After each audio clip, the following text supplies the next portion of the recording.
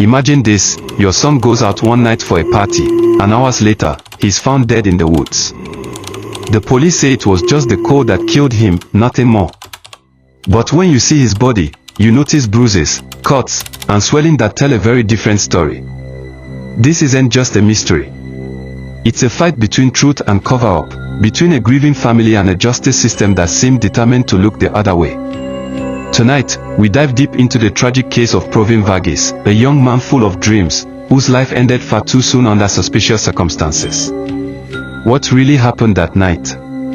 Who was responsible? And why did it take years, and a mother's relentless fight, to uncover the truth? I'm Samuel, your private investigator and host here on the True Crime Network.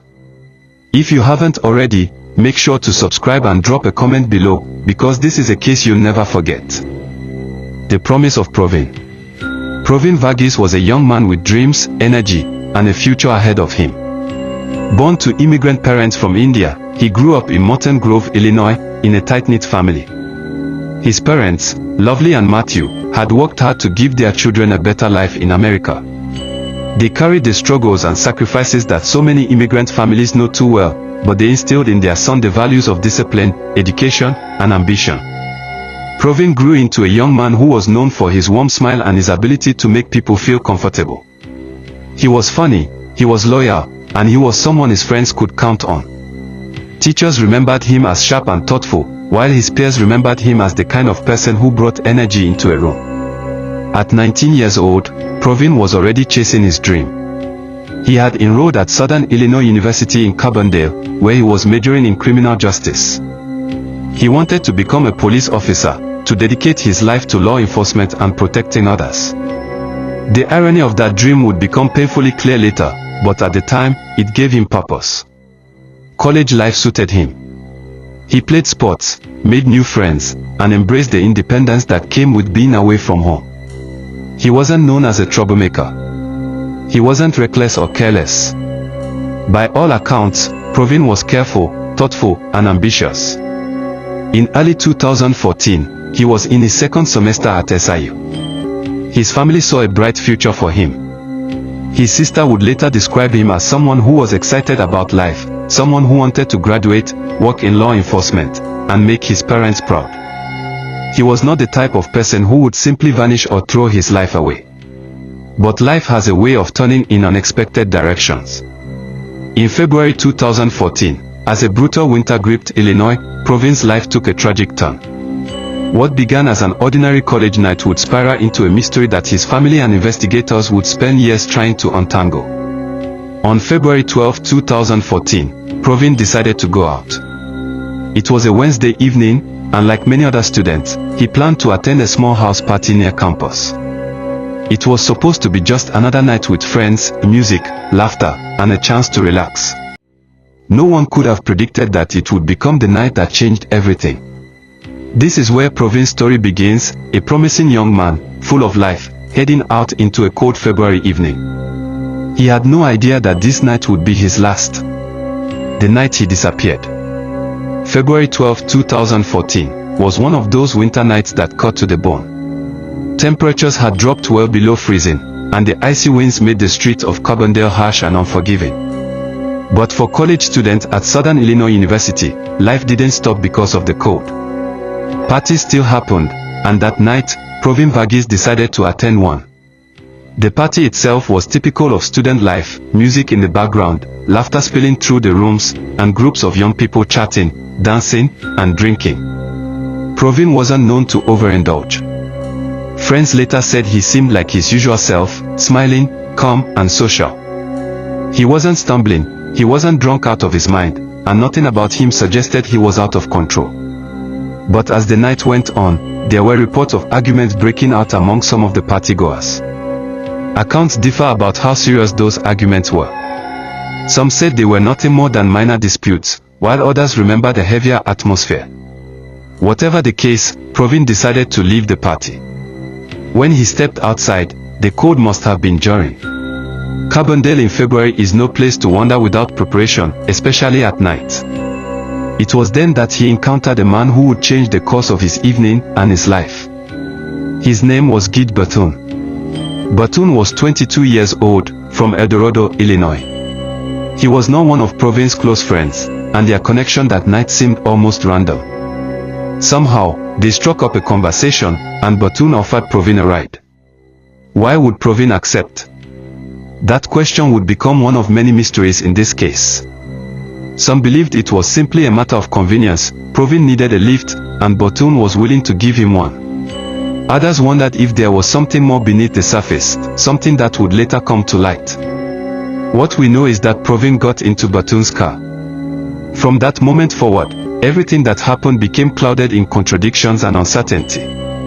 According to Batoon's later statements, the two of them drove around for a while. During the ride, Batoon claimed an argument broke out between them. He alleged that it had to do with money for gas. Tensions escalated, and Batoon admitted that he struck Pravin during the argument. Imagine being Pravin in that moment, 19 years old, alone with a stranger, in an unfamiliar car, on a freezing night, and suddenly hit. Was he afraid? Was he angry? Did he realize he had made a dangerous choice getting into that car? Batoon claimed that after being struck, Pravin bolted. He said that Pravin jumped out of the car and ran into the woods along Route 13, just outside Carbondale. Those woods were dark, icy, and silent. The kind of place where the cold air pressed against your lungs and every step could be treacherous. If Batoon's account was true, then Pravin had run into a deadly environment. Batoon said he simply drove away. He didn't call for help, he didn't alert anyone, he just left the 19-year-old to fend for himself in freezing temperatures. The question that haunts this case is, why? Why leave someone like that? If the story was as simple as Batoon described, why didn't he try to make sure Pravin was safe? When Pravin didn't return home, his friends and family began to worry. Calls to his phone went unanswered. Messages piled up with no response. By the next day, concern had turned to fear. His family reported him missing, and police began to look into his disappearance. But from the start, the response didn't feel urgent. Authorities treated it like a routine missing persons case, as if Pravin had chosen to disappear or was simply staying somewhere else. His family, though, knew differently. They knew he wasn't the type to vanish without a word. They knew something was wrong. Pravin's disappearance was no accident, no misunderstanding. He had gone into the night with dreams still ahead of him, with plans for his future. And suddenly, he was gone. What exactly happened in those woods? How long was he out there? Was he alone? These were the questions that began to consume his family. Days later, those questions would only multiply when Pravin's body was discovered. And the explanations that followed would shock his loved ones even more. The discovery of the body. For 5 long days, Pravin's family lived in a nightmare. His phone remained silent, his bed untouched, and his friends had no answers. Every hour without news made the situation more unbearable. For his mother, Lovely, it was as if a piece of her heart had gone missing. She knew her son, and she knew something terrible had happened. The official search effort didn't feel urgent enough. Police in Carbondale treated it as though Pravin might have just wandered off, maybe gone to cool down after the party. But his family rejected that idea immediately. Pravin wasn't the type to disappear. He wasn't careless, and he wasn't irresponsible. So while investigators worked slowly, his family pushed harder. They demanded answers, contacted anyone who might have seen him, and refused to accept vague reassurances. On February 18, 2014, the silence finally broke. Pravin's body was discovered in the woods near Route 13, not far from where Gid Batoon claimed he had last seen him. He had been missing for nearly a week, lying out in the bitter cold. The news shattered his family. Their worst fears had become reality. The boy they had raised with love and hope, the student with big dreams, was gone. At first, the authorities offered what seemed like a simple explanation: hypothermia. They said Pravin had likely become disoriented, run into the woods, and frozen to death.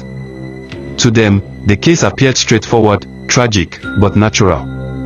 But to his family, nothing about that explanation felt right.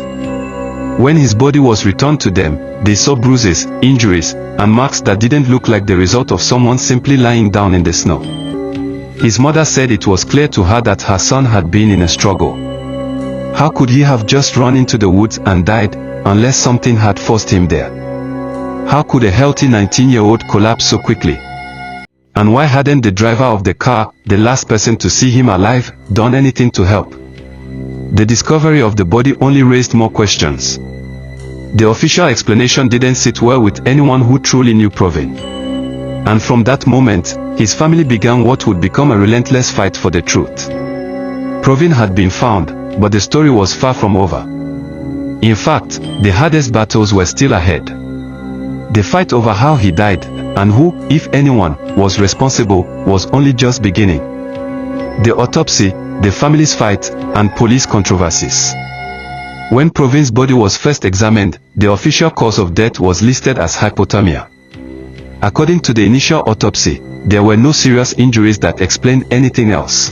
The story, as the authorities presented it, was simple. Pravin had gotten lost in the woods, the cold overwhelmed him, and he froze to death. Case closed. But for his family, this explanation was unacceptable. His mother, Lovely, had seen his body with her own eyes. She remembered the bruises, the cuts, the swelling. These were not the marks of a young man who had simply lain down in the snow and never woken up. These were the signs of a struggle. The family demanded answers. They pushed for more investigation, more transparency. They wanted an independent autopsy, one that wasn't filtered through the local authorities. That second autopsy changed everything. The independent pathologist found evidence of blunt force trauma. There were injuries to Pravin's head that couldn't be explained by hypothermia alone. The new report concluded that his death wasn't just the result of exposure to the cold. Instead, he had suffered physical trauma before he ended up in the woods. This revelation set off a storm. If Pravin hadn't simply wandered into the cold, then how had he really died? And who was responsible? Attention turned to the last person known to have seen him alive, Gij Batoon. By his own admission, Batoon had struck Pravin during their argument in the car. He also admitted to letting him run off into the woods without calling for help. If Pravin had been injured in that car, and then left alone in freezing conditions, was Batoon responsible for his death? Or was it still just a tragic accident? For Pravin's family, there was no doubt. They believed that Batoon's actions directly led to their son's death. But convincing the system was another matter entirely. What followed was a long, painful fight. The family clashed with local authorities, who seemed reluctant to pursue the case as anything more than an accident. They attended meetings, pressed investigators, and spoke publicly about their concerns. At times, it felt like they were battling not just for justice, but against an entire system that wanted the case to disappear quietly. Community members began to rally around them. Supporters echoed their questions. Why was there such a delay in finding his body? Why hadn't Batoon been charged earlier? Why did it take an independent autopsy to reveal what should have been obvious from the start? The case had become more than a family tragedy. It was now a matter of public scrutiny, one that exposed cracks in how local law enforcement handled suspicious deaths. Pravin's family refused to let their son's memory be reduced to a single line about hypothermia. They believed he was the victim of foul play, and they were determined to prove it. Their persistence would eventually lead to a courtroom, where the fight for the truth would finally take center stage. The courtroom battle. For years, the Varughese family pushed for answers, refusing to accept that Pravin's death was just a tragic accident.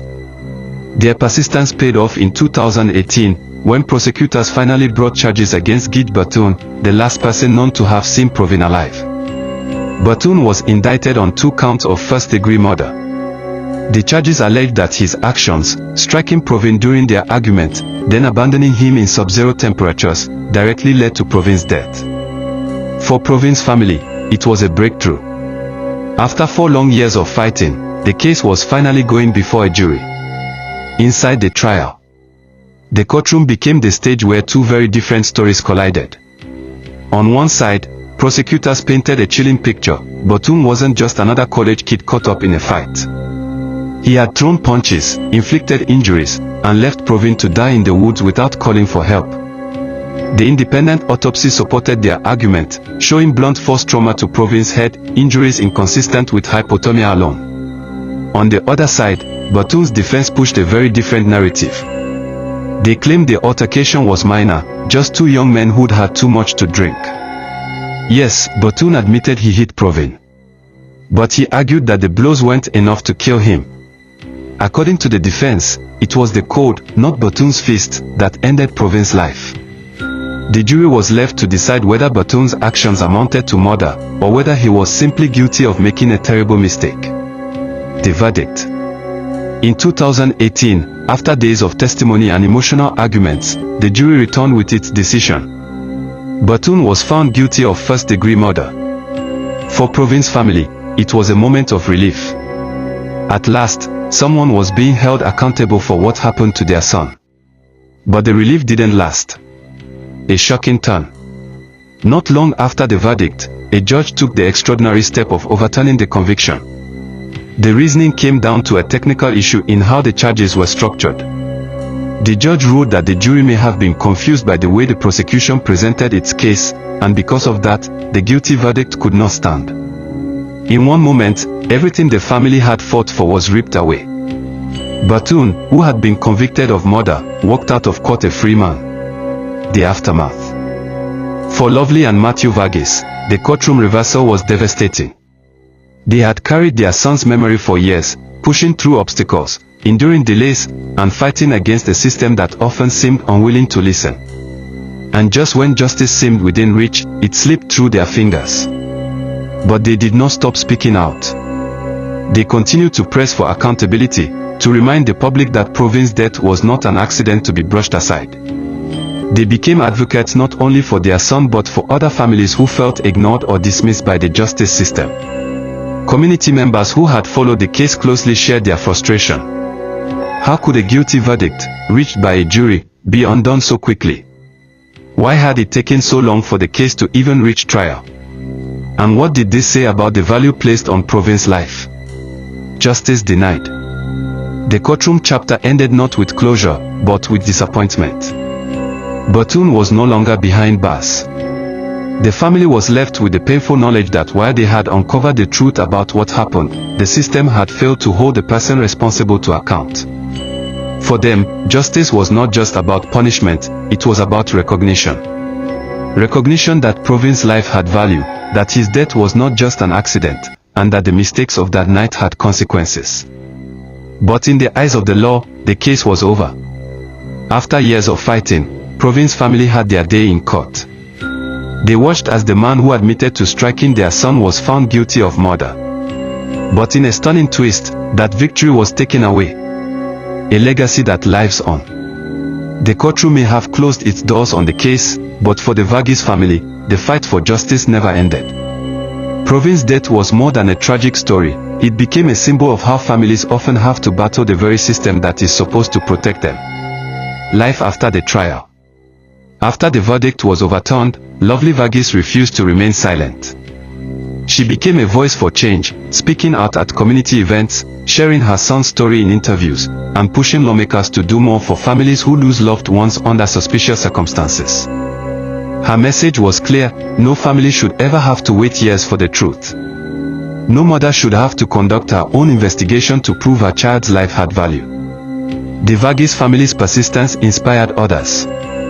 They showed what it meant to demand answers, even when doors kept shutting in their faces. The community remembers. In Carbondale, Illinois, where Pravin's life was cut short, his name is still remembered. Students and community members continue to talk about the case, about how quickly authorities had dismissed it, and about what it revealed about the cracks in the justice system. Many saw Pravin not just as a victim, but as a young man who could have been their classmate, their neighbor, their friend. His story became a call for accountability, a reminder that transparency and fairness are not optional, they are essential. Pravin's legacy. Though the courts failed to hold Gij Batun accountable, the truth about what happened to Pravin is no longer hidden. The independent autopsy, the evidence of blunt force trauma, and Batun's own admission of a fight tell the story clearly: Pravin Varughese did not simply wander into the woods and die of cold. His legacy now lives in the awareness he brought to issues of justice and fairness. His family turned their grief into strength, showing the world what determination looks like. Pravin's story continues to echo through every parent who fights for their child, every community that demands answers, and every case where families refuse to give up. Final reflection. Justice, in the legal sense, may have slipped away. But justice is also about memory, about refusing to let the truth be buried. And in that sense, Pravin Varughese will never be forgotten. Closing narration, Samuel, True Crime Network.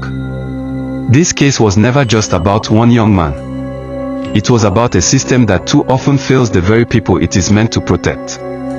Pravin Varughese was a son, a brother, and a friend. His life was full of promise. And though the courts could not deliver justice, his family's fight made sure the world would never forget his name. Thank you for watching this episode on the True Crime Network. I'm Samuel, your investigator and host.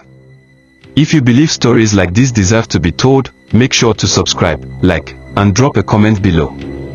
Your support helps us continue shining a light on cases where the truth must be heard. Until next time, stay safe and never stop asking questions. Pravin Varughese's case reminds us that justice is not always served in the courtroom, but it can live on in the truth we continue to tell. His story is not just about what happened in those woods, it's about a family's courage, a community's questions, and a system that must do better. Pravin was more than a headline. He was a young man with dreams, laughter, and a future ahead of him. And though his life was taken too soon, his legacy lives on through the fight for accountability. If this story moved you, don't let it end here. Share it, talk about it, and help keep his memory alive. I'm Samuel, your host and investigator, and this has been another deep dive on the True Crime Network. Be sure to subscribe, hit the notification bell, and leave your thoughts in the comments. Your voice matters, and together, we'll keep pushing for the truth. Until our next investigation, take care and remember, the truth always comes OU.